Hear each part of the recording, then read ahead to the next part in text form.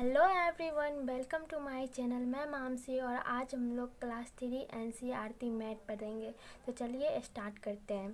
तो सबसे पहले इधर चैप्टर का नाम दिया गया है। तो चैप्टर का नाम है, आज सबसे पहले अध्याय 1 ज्यामिति पढ़ेंगे। तो चलिए स्टार्ट करते हैं। सबसे पहला सवाल, रंग भरिए। तो हमें इस डब्बे में रंग भरना है। तो इसमें हमें काला रंग भरना है। क्यों काला रंग भरना है? तो यहाँ पे हमें रंग भरना है। तो रंग भरना है तो यहाँ काला लिखा है, इसलिए इसमें हमें काला रंग भरना है। तो इसमें हम काला रंग का यूज़ करेंगे। तो आप लोग अच्छे से इसको कलर कर लीजिएगा, मैं बस बता दे रही हूँ।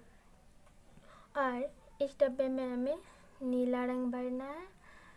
तो आप लोग इसको कर लीजिएगा, नीला रंग भरना है इस डब्बे में। और इस डब्बे में हरा रंग भरना है।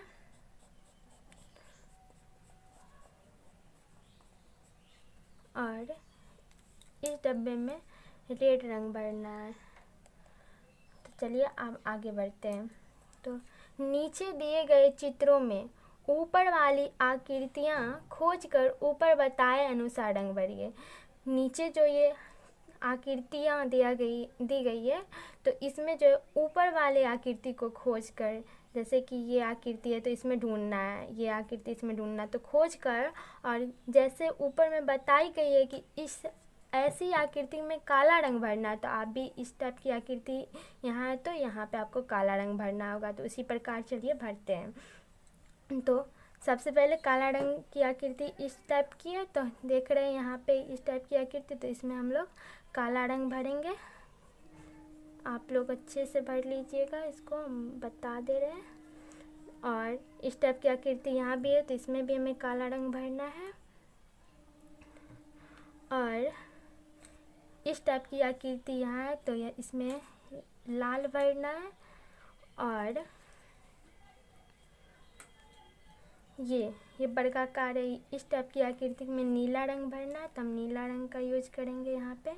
इसमें पूरे में नीला रंग भरना है। और इसमें भी नीला रंग भरना है। और इसमें हरा रंग भरना है, तो इसमें हरा रंग भरेंगे। और इसमें भी हरा रंग भरना है। उसी प्रकार इसमें भी यहाँ पे दिख रहा है इस टाइप की आकृति, तो यहाँ भी हरा रंग भरना है। इसमें भी हरा रंग भरना है, इसमें हरा रंग, इसमें भी हरा रंग, इसमें हरा रंग भरना है, इसमें भी हरा रंग भरना है। अब ये गोल वाली आकृति, इसमें रेड भरना है, इसमें भी रेड भरना है, और इस पूरे में रेड भरना है, तो आप यूज कर लीजिएगा। और इसमें त्रिभुजाकार, तो इसमें काला रंग भरना है, इसमें भी काला रंग भरना है, और इसमें भी काला रंग भरना है। ये गोल वाली आकृति में लाल भरना है, तो यहाँ लाल भरेंगे, इसमें भी लाल भरेंगे। और ये वर्गाकार आकृति यहाँ है, तो इसमें नीला भरना है, तो इसमें नीला यूज करेंगे। तो चलिए आपने रंग भरना सीख लिए। अब आगे बढ़ते हैं। यहाँ हम समझेंगे कौन सी आकृति को क्या कहते हैं। तो इस टाइप की आकृति को वर्ग कहते हैं, इसे आयत कहते हैं, और इसे त्रिभुज कहते हैं या तिकोना भी, और इसे वृत्त कहते हैं या गोल भी कहते हैं। इसे शंकु कहते हैं, और इसे बेलन कहते हैं, इसे घन कहते हैं, इसे घनाभ कहते हैं, इसे गोला कहते हैं। तो आपने जान लिए कि कौन सी आकृति को क्या कहते हैं। तो चलिए आगे बढ़ते हैं। अब कौन किसके जैसा है, अब देखेंगे कि इन सभी वस्तुओं में ये आकृतियाँ दी गई है, तो इसे आप जान लिए कि ये क्या है, घनाभ है इस टाइप की। और ये क्या है, तो बेलन है। और ये क्या है, तो गोला है, यहाँ पे आपको दिख रहा है। और ये क्या है, तो ये घन है, और ये शंकु है।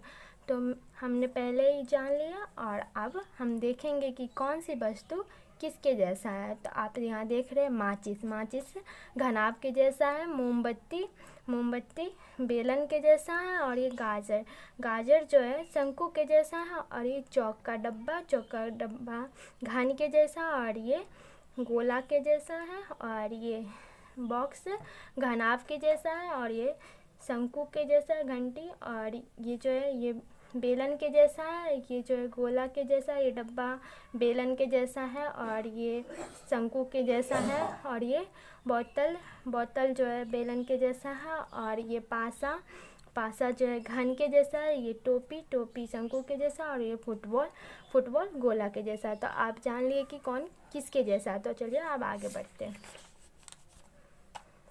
समान आकृतियों को मिलाइए और एक जैसा रंग भरिए। आपको इसमें चेक करना है कि कौन कौन एक जैसा है, तो उसको हम मिलाएंगे और उसमें समान रंग भरेंगे। तो चलिए देखते हैं। सबसे पहले ये घनाभ, तो देख रहे हैं घनाभ, तो ये दोनों सेम है, तो इसको मिलाएंगे। तो इस प्रकार से इसको मिलाएं, और ये वाला एक यहाँ है, तो इसको भी मिलाना है। उसी प्रकार यहाँ शंकु को शंकु में मिलाएंगे, एक शंकु इधर है, तो इसको भी मिला देंगे। अब घन, तो घन को घन में मिलाएं, और एक घन इधर, इसको भी मिला देंगे। बेलन यहाँ है, और एक बेलन यहाँ है, तो इसको मिला दिए। गोला यहाँ है, और एक गोला यहाँ है, और एक गोला यहाँ है, तो इसको मिला दिया, और एक घन इधर, तो हमने मिला लिया। और अब क्या करेंगे, इसमें अगर मान लीजिए कि हमें लाल रंग भरना, तो इसमें भी लाल भरेंगे, इसमें भी लाल भरेंगे, वैसे ही सब में एक समान रंग भरना, तो आप कर लीजिएगा। चलिए कुछ पॉइंट देखते हैं। आपने कुछ ज्यामितियाँ आकृतियों की पहचान कर ली है। तो आपने पहचान कर लिया कि किसे घन कहते हैं, किसे घनाभ कहते हैं, किसे वर्ग कहते हैं, किसे आयत कहते हैं। तो चलिए अब तिकोना या त्रिकोण वाली आकृतियों को त्रिभुज कहते हैं।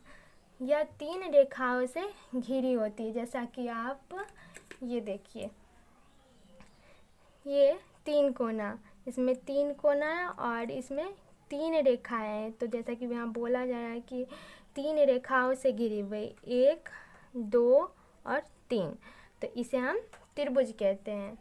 अब वर्ग और आयत 4 कोना या चौकोर आकृति वाले होते हैं। तो अब हम वर्ग और आयत को लेते हैं।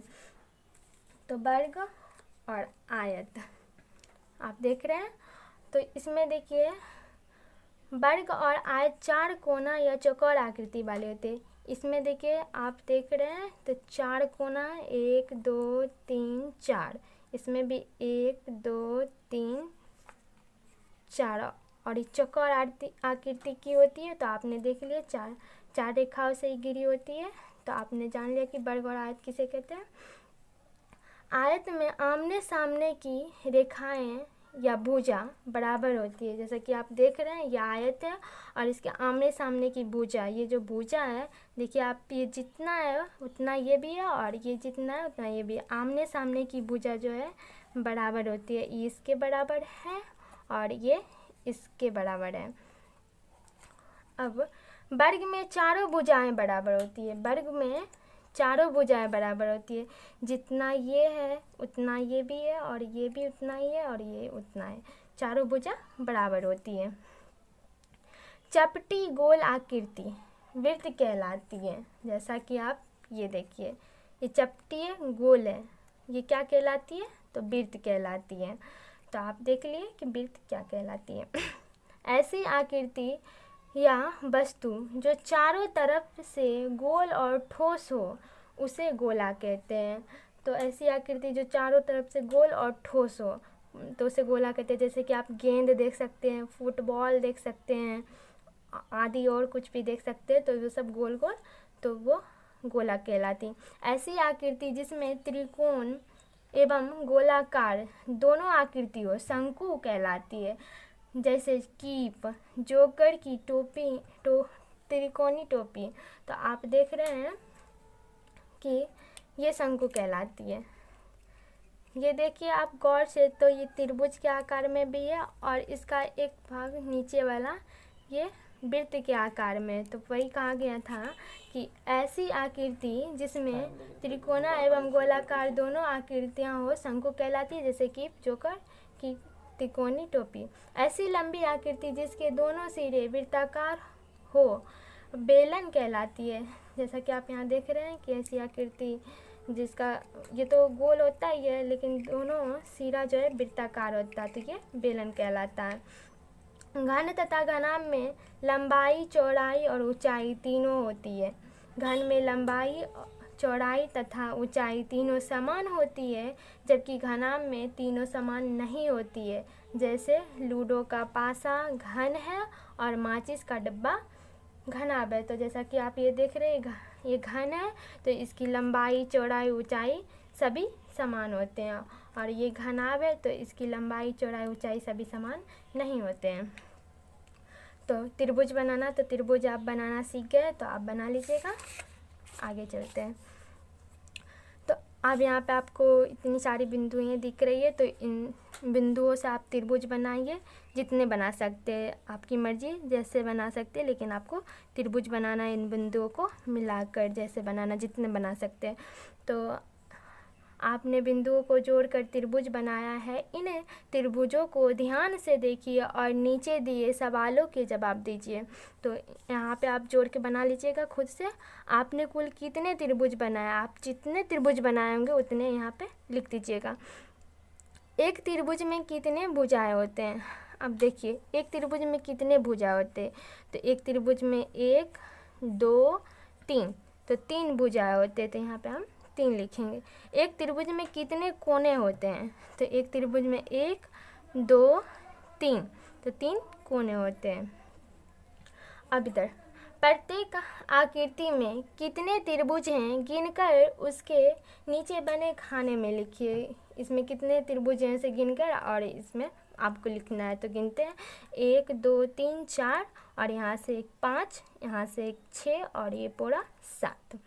तो इसमें 7 त्रिभुज हैं। इसमें 1, 2, 3, 4, 5, 6, 7 और 8, तो इसमें 8 त्रिभुज हैं।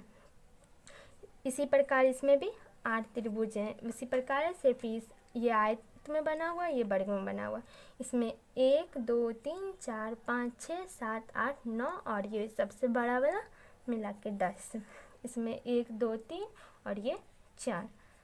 तो आप बना लिया और आगे बढ़ते हैं। इसमें जो है आपको जिस तरह आप त्रिभुज बनाए थे बिंदुओं को मिलाकर, उसी प्रकार इसमें आपको आयत बनाना है।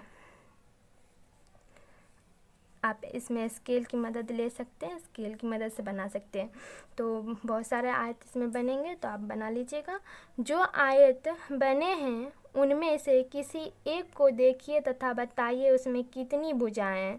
तो जो आयत बने हुए हैं यहाँ, तो इनमें से किसी एक को देखिए। तो हम यहाँ देख रहे हैं, तो इसमें कितने भुजाएं हैं, तो 1, 2, 3, 4, तो इसमें 4 भुजाएं, तो यहाँ हम 4 लिखेंगे। किसी भी आयत की चारों भुजाएं की लंबाई मापिए। क्या सभी भुजाएं की लंबाई बराबर होती है? तो किसी भी आयत की चारों भुजाएं मापिए। आप देख के बता सकते हैं कि इसकी लंबाई सभी बराबर नहीं होते हैं। ये दोनों बराबर है और ये दोनों बराबर है, तो इसीलिए इसका आंसर होगा नहीं। माप कर देखिए क्या आमने सामने की भुजाएं बराबर है? तो आमने सामने की भुजाएं बराबर है। अभी आपने पीछे भी पढ़ा है, तो हाँ। आज के लिए बस इतना ही, बाकी हम लोग अगले पार्ट में देखेंगे। यदि वीडियो अच्छी लगी तो लाइक करें और सब्सक्राइब करना ना भूलें।